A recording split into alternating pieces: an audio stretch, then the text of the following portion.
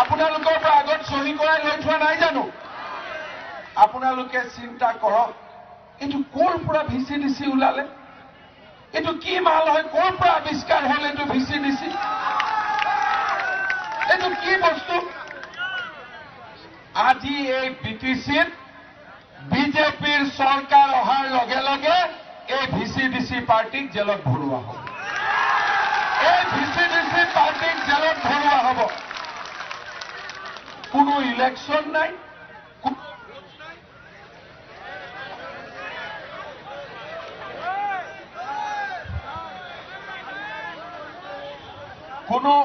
কোনো ইলেকশ্যন নাই, কোনো ভোট নাই, বোলে আমি কি হয়, আমি ভিচিডিচি। এনেকে চলিব নেকি? আপোনালোকে কওকচোন। এনেকে কোনোবা পৃথিৱীত চলে নেকি? আজি মই লাজে লাগিছে প্ৰশ্নটো সুধিব। হাগ্ৰামা মহিলাৰী ডাঙৰীয়াই ডাঙৰ ডাঙৰ কথা কয়। এটা মোৰ সুধিব লাজে লাগিছে যে মই মাজবাটত সুধিলো যে বিনা পইচাত ইয়াত কোনোবাই প্ৰধানমন্ত্ৰীৰ ঘৰ পায় নেকি? কোনোবাই ভিচিডিচিক টকা নিদিয়াকৈ বিনা পইচাৰ ঘৰ পায় নেকি? চৰকাৰী ঘৰ কোনোবাই পায় নেকি? কোনোবাই পায় নেকি? এতিয়া আপোনালোকে চিন্তা কৰকচোন, নৰেন্দ্ৰ মোদীয়ে এই ননৈ চেৰফাঙলৈকে পানেৰী সমষ্টিলৈকে ঘৰ পঠাইছে। টকা কাৰ? কেন্দ্ৰীয় চৰকাৰ। টকা কাৰ? নৰেন্দ্ৰ মোদী। ইয়াত আমি কিহৰ কাৰণে পঠাইছো? যে ৰাইজে যাতে 2.5 লাখ টকা পায়, আজি সুন্দৰ কৰি নিজৰ ঘৰ নিৰ্মাণ কৰিব পাৰে। আৰু এই টকা পাবৰ কাৰণে কাক টকা দিব লাগে? ভিচিডিচিক টকা দিব লাগে। পিঠাখন নৰেন্দ্ৰ মোদীয়ে পঠাইছে আৰু ভিচিডিচিয়ে মেকুৰীৰ দৰে পিঠাখন কাটি আছে।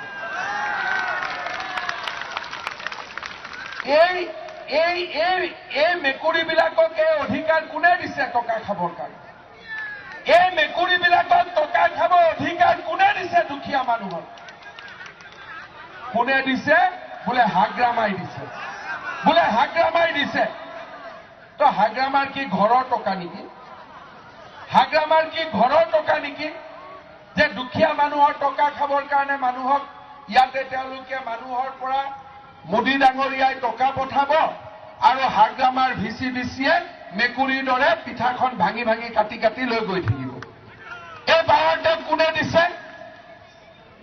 আৰু এতিয়া মই আৰু এটা লাজ লগা কথা শুনিছো, বোলে ইয়াত বৃদ্ধ পেঞ্চন, বিধৱা পেঞ্চন দিওঁতেও টকা খাই দিয়ে। হয় নেকি কথাটো? আৰু বহুত মানুহে বোলে বৃদ্ধ পেঞ্চন এতিয়াও পোৱাই নাই। হয় নেকি কথাটো? আজি আমাৰ অসমত বিজেপি চৰকাৰে নিয়ম কৰিছে যে 60 বছৰ পাৰ হোৱাৰ লগে লগে সকলো মানুহে বিধৱা পেঞ্চন পাব লাগিবই। আজি যদি কোনোবা মহিলাৰ স্বামীৰ মৃত্যু হয়, সেইগৰাকী বিধৱা মহিলাই বৃদ্ধ পেঞ্চন নোপোৱাৰ দিনটোলৈকে বিধৱা পেঞ্চন পাব লাগিবই। কিন্তু ইয়াততো টকা নিদিলে নাপায়, ইয়াততো পইচা নিদিলে নাপায়। আপোনালোকক বিজেপি দলে প্ৰতিশ্ৰুতি দিছো যে এই নিৰ্বাচন হৈ যোৱাৰ পিছত 2 মাহৰ ভিতৰত এই বিটিচি অঞ্চলৰ 60 বছৰ পাৰ হোৱা প্ৰত্যেকজন বয়োজ্যেষ্ঠ ব্যক্তি আৰু প্ৰত্যেকগৰাকী মোৰ আই মাতৃ বিধৱাই পেঞ্চন পাবই আৰু 1 টকা নিদিয়াকৈ পেঞ্চন পাব। আজি কয় বাগানৰ ৰাস্তা আমি বনাইছো। কোনচা চৰকাৰ?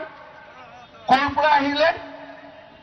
আজি তেখেতসকলক বছৰি আমি 1000-1500 কোটি টকা দিওঁ যে ৰাইজৰ কাম কৰক। আজি প্ৰধানমন্ত্ৰী মোদী ডাঙৰীয়াই গেছৰ কানেকশ্যন দিলে, ঘৰ পঠিয়ালে, ৰাস্তা বনোৱা টকা দিলে, লাইটৰ কানেকশ্যন দিলে। আৰু দিছপুৰত আমাৰ চৰকাৰখনে বিধৱা পেঞ্চন, বৃদ্ধ পেঞ্চন, বিনামূলীয়া কলেজত এডমিশ্যন, অৰুণোদয়, অৰুন্ধতী 100টাতকৈও বেছি আঁচনি আজি আমাৰ বিজেপি চৰকাৰখনে চলাই আছে। কিন্তু হাগ্ৰামা মহিলাৰী ডাঙৰীয়াক আজি আমি কোকৰাঝাৰলৈকে যিকেইটা টকা পঠিয়াও তাৰ হিচাপ কোনেও নাজানে। কোনো বাজেটো নাই, কোনো আঁচনিও নাই, আনকি মেট্ৰিক পাছ কৰা ল'ৰাকেইটাৰ কাৰণে এটা স্কলাৰশ্বিপৰ ব্যৱস্থাও নাই। মইতো মাজে মাজে চিন্তা কৰোঁ যে হাতীয়েও পানী খাই এসময়ত ভাগৰি যাব, কিন্তু বিটিচিত আমি ইমান টকা পঠিয়ালো, ঠিকাদাৰসকলে খাই খাই চেছ কৰি দিলে, এতিয়াও তেওঁলোক ভাগৰি যোৱা নাই। আৰু লাগে তেওঁলোকক। আৰে বাবা, এটাটো আঁচনি কৰা যে মেট্ৰিক পাছ কৰা ল'ৰাখিনিক হ'লেও কিবা এটা দিম, স্কলাৰশ্বিপ এটা হ'লেও দিম। আজি কোনো আঁচনি নাই। আজি নৰেন্দ্ৰ মোদীয়ে কি কয় যে মই ৰাইজৰ সেৱক। সেৱক মানে কি? যে মই এজন প্ৰধানমন্ত্ৰী হয় মই, কিন্তু প্ৰধানমন্ত্ৰী হলেও মই ৰাইজৰ সেৱা কৰিব লাগিব, আৰু সেইকাৰণে মই প্ৰধানমন্ত্ৰী নহয়, প্ৰধান সেৱক। ইয়াত হাগ্ৰামা আহিলে বিপিএফৰ ল'ৰাবিলাকে কি কয়?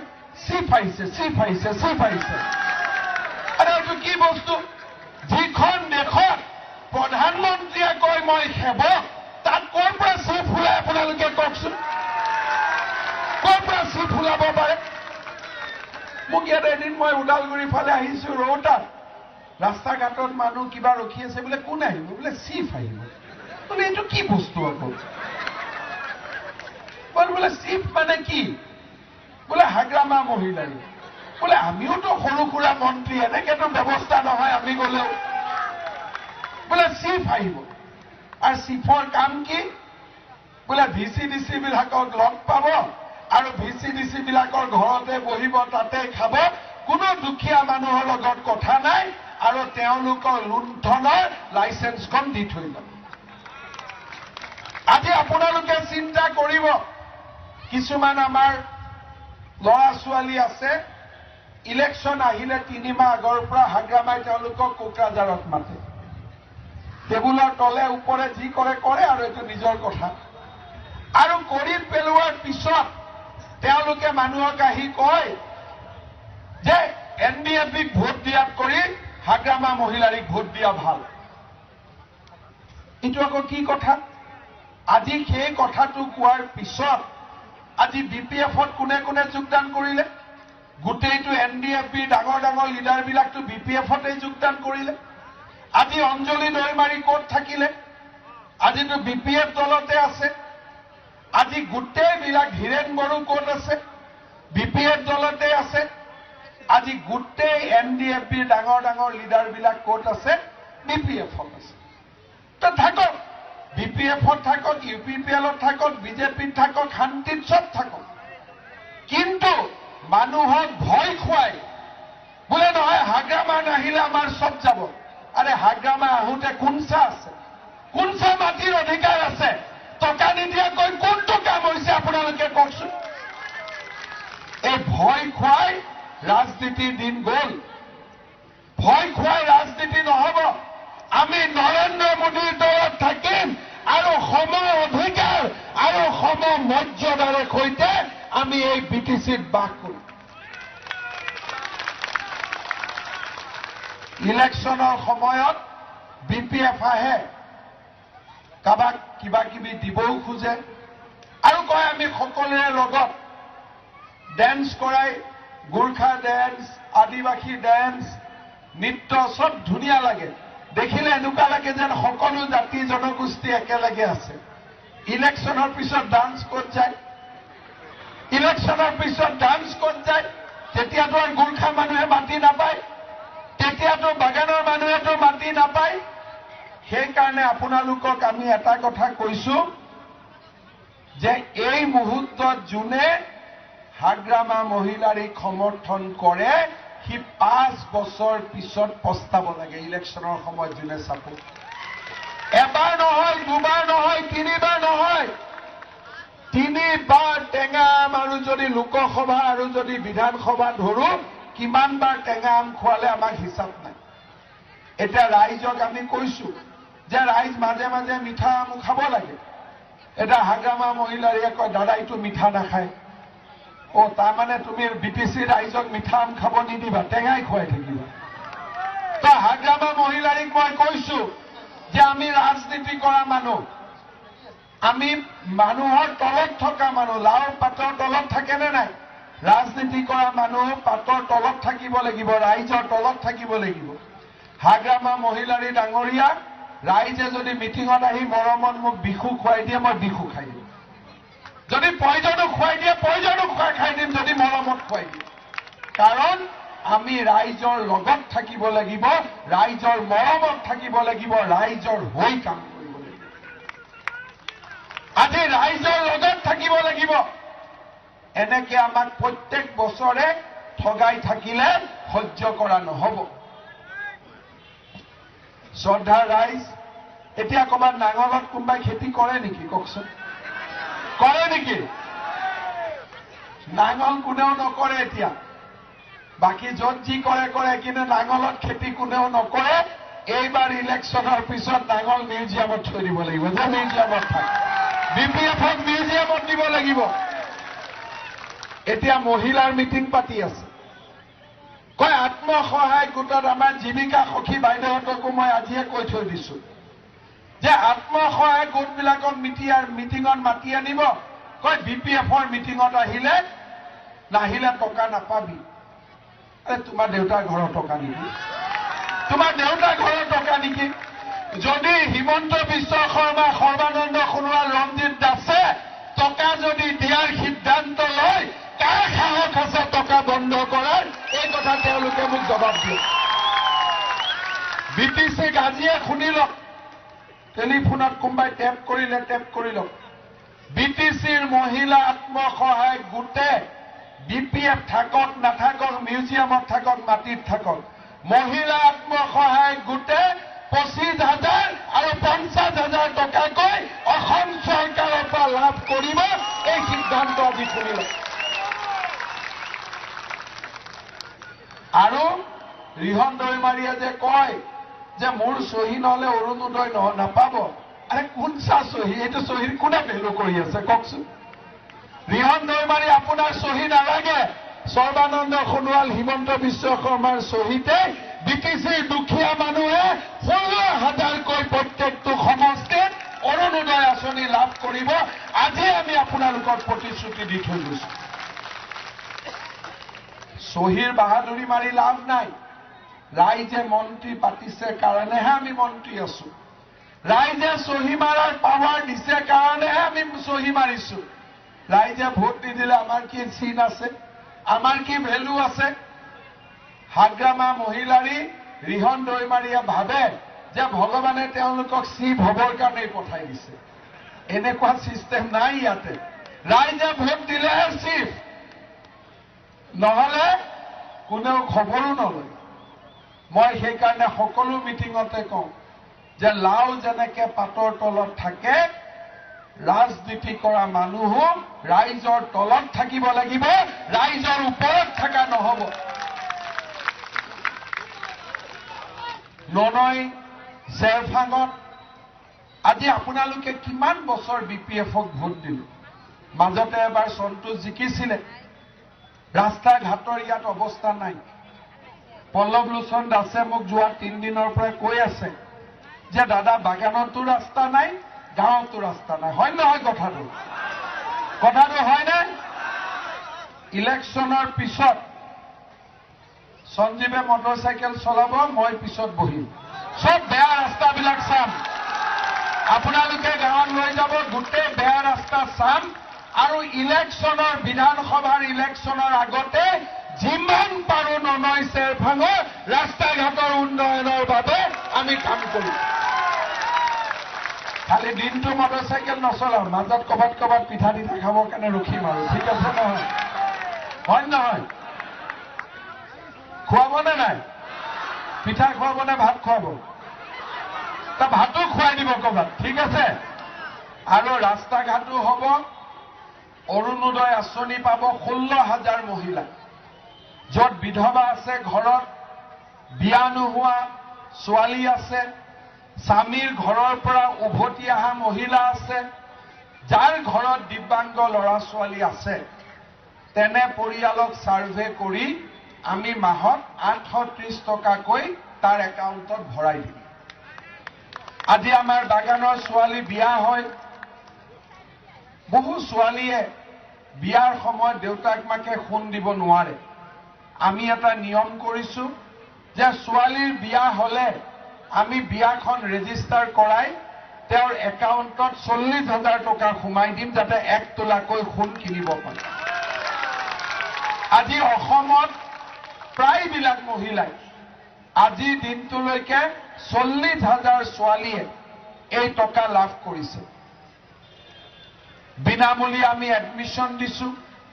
আনকি হায়াৰ ছেকেণ্ডাৰী পৰীক্ষাত ফাৰ্ষ্ট ডিভিজন পোৱা ছোৱালীক এইবাৰ চৰকাৰে স্কুটি দিবৰ কাৰণেও সিদ্ধান্ত লৈছে।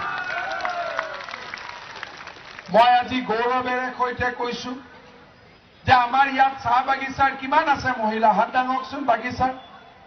আৰু বাগিচাৰ দেউতাসকল ভাইসকল কিমান আছে? আপোনালোকৰ যে আমি বেংক একাউণ্ট খুলিছিলো মনত আছে নহয়? এই বেংক একাউণ্টত ডিচেম্বৰ মাহত আপোনালোকে চেক কৰিব 3,000 টকা আপোনালোকে পাব। প্ৰত্যেক বেংক একাউণ্টত আমি আকৌ 3,000 টকা জমা দিম।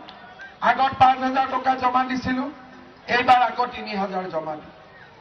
চাহ বাগিচা অঞ্চলত আজি 70 বছৰে স্কুল নাছিলে, আজি আমি 119খন চাহ বাগিচাত হাইস্কুল বনোৱাৰ কাম আৰম্ভ কৰিছো।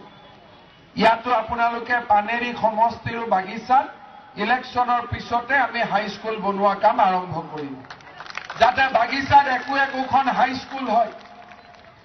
বাগিচাৰ পাছ কৰা, মেট্ৰিক পাছ কৰা ল'ৰাক আমি 10,000 টকালৈকে স্কলাৰশ্বিপ দিছো, যাতে ল'ৰা ছোৱালীবিলাকে বাহিৰত পঢ়িব পাৰে। আজি মেডিকেলত আমি চিট ৰিজাৰ্ভ কৰিছো।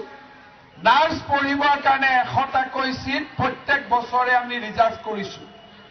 আৰু আনকি লেবৰেটৰী টেকনিচিয়ান, ফাৰ্মাচিষ্ট এইবিলাক পোষ্টো বাগানৰ ল'ৰা ছোৱালীৰ কাৰণে আমি ৰিজাৰ্ভ কৰিছো। বাগানৰ ল'ৰা ছোৱালীয়ে শুনি ভাল পাব। এইবাৰ আমি এটা নতুন নিয়ম কৰিছো যে যিমান কলেজ আছে অসমত চাহ বাগিচা অধ্যুষিত অঞ্চলত, বাগানৰ ল'ৰাই মেট্ৰিক পাছ কৰিলে যাতে কলেজত এডমিশ্যন পাব পাৰে, তাৰ কাৰণে বাগানৰ ল'ৰা ছোৱালীৰ কাৰণে প্ৰত্যেকখন কলেজতে আমি 10% চিট বাগানৰ ল'ৰা ছোৱালীৰ কাৰণে ৰিজাৰ্ভেশ্যন কৰিছো, যাতে কোনো বাগানৰ ল'ৰা ছোৱালীৰ পঢ়াত কষ্ট নহয়। কলেজততো এডমিশ্যন বিনামূলীয়া হৈ গ'ল। আজি আমাৰ বাগানত চিন্তা কৰক, 7 লাখ একাউণ্ট, 8,000 টকা। 7 লাখ মানে 8,000 টকা কিমান হয়? 560 কোটি টকা। 119খন স্কুল, প্ৰত্যেকখন স্কুলত 1.5 কোটি টকা, প্ৰায় 300। প্ৰত্যেক বাগানত 1 কোটি টকাকৈ অসমৰ 800 চাহ বাগিচা, 800খন চাহ বাগিচাত ৰাস্তা। আজি চাহ বাগিচাৰ ৰাইজৰ, আদিবাসী ৰাইজৰ কল্যাণৰ বাবে ভাৰতীয় জনতা পাৰ্টীৰ চৰকাৰখনে নিৰন্তৰভাৱে কাম কৰিছে। আৰু এই পইচাৰ লগত, এই টকাৰ লগত BPFৰ কোকৰাঝাৰৰ পৰা আৰু অলপ টকাও যদি যোগ কৰি দিলেহেঁতেন এই BTC স্বৰ্গত পৰিণত হলহেঁতেন। আজি আপোনালোকে চিন্তা কৰক, আমি 250 টকা পেঞ্চন দিওঁ, 300 টকা পেঞ্চন দিওঁ। হাগ্ৰামা মহিলাৰীয়ে 1500 কোটি টকা, 1,000 কোটি টকা বছৰত পায়। তেওঁ 100 টকা লগাই দিলে আইসকলৰ কিমান উন্নতি হলহেঁতেন। আজি অৰুন্ধতীত আমি 830 টকা দিম। কোকৰাঝাৰৰ পৰা যদি 170 টকা যোগ কৰি দিলেহেঁতেন আপোনালোকে 1,000 টকাকৈ পালেহেঁতেন। দৰঙত 830, BTCত 1,000। BTCটো সেইকাৰণে বনোৱা হৈছিল নহয় যে অসমৰ বাকী ৰাইজতকৈ যাতে BTCৰ মানুহে স্পেচিয়েল ট্ৰিটমেণ্ট পাব পাৰে। দিল্লীৰ পৰা টকা আহিব, দিছপুৰৰ পৰা টকা আহিব, BTCৰো টকা আহিব, 3 জাগাৰ পৰা। দিছপুৰত টকা আহে, দিল্লী আৰু দিছপুৰত 2 জাগাৰ পৰা। BTCত আহে দিল্লীৰ পৰা দিছপুৰৰ পৰা কোকৰাঝাৰৰ ইয়াত কাম বেছিহে হ'ব লাগিছিল কিন্তু ৰাইজৰ কাম হোৱা নাই VCDCৰ কাম হৈছে ৰাইজৰ কাম হোৱা নাই VCDCৰ কাম হৈছে অসমত বিজেপিৰ চৰকাৰখনে কোকৰাঝাৰত বিজেপিৰ চৰকাৰ হোৱাৰ লগে লগে আমি VCDC সিস্টেম আমাৰ BTC অঞ্চলত 100% আমি বন্ধ কৰি দিম যাতে ৰাইজে নিজৰ সিদ্ধান্ত নিজে ল'ব পাৰে আৰু মই সকলোকে কৈছো যে ভুল নকৰিব এইবাৰ কোকৰাঝাৰত কাৰ চৰকাৰ সবে কওক মই গ'লে আকৌ মানুহে ক'ব হিমন্তই কৈছে বুলি কাৰ চৰকাৰ আৰু অলপ জোৰকৈ কওক হাগ্ৰামাই শুনিব লাগিব নে নাই কাৰ চৰকাৰ কাৰ চৰকাৰ কাৰ চৰকাৰ এতিয়া হাগ্ৰামা মহিলাৰীয়ে কয় যে হিমন্ত বিশ্ব শৰ্মা BTCত কিয় আহে এই BTCখন অসম নহয় নেকি কওকচোন ভাৰত হয় নহয় অসম হয় নহয় তেতিয়াহ'লে কিয় নাহিম মানুহৰ দুখ দুৰ্দশা হ'লে আমি নাহিম নেকি কওকচোন তেওঁলোকৰ মতলব আমি আহিব নালাগে যাতে মেকুৰীটোৱে পুৰা পিঠা খাই থাকিব পাৰে কোনেও যাতে আৰু ধৰিব নোৱাৰে এই দিন গ'ল এইবাৰৰ পৰা ৰঞ্জিত দাসো আহিব সৰ্বানন্দ সোণোৱালো আহিব হিমন্ত বিশ্ব শৰ্মাও আহিব আৰু মাজে মাজে নৰেন্দ্ৰ মোদীও আহিব আপোনালোকৰ খবৰ ল'বৰ কাৰণে ঠিক আছে সঞ্জীৱক ভোট দিলে নহ'ব নহয় ইও VCDC সিস্টেম হ'ব নোৱাৰিব কিন্তু হয় নহয় এবেলা বাবা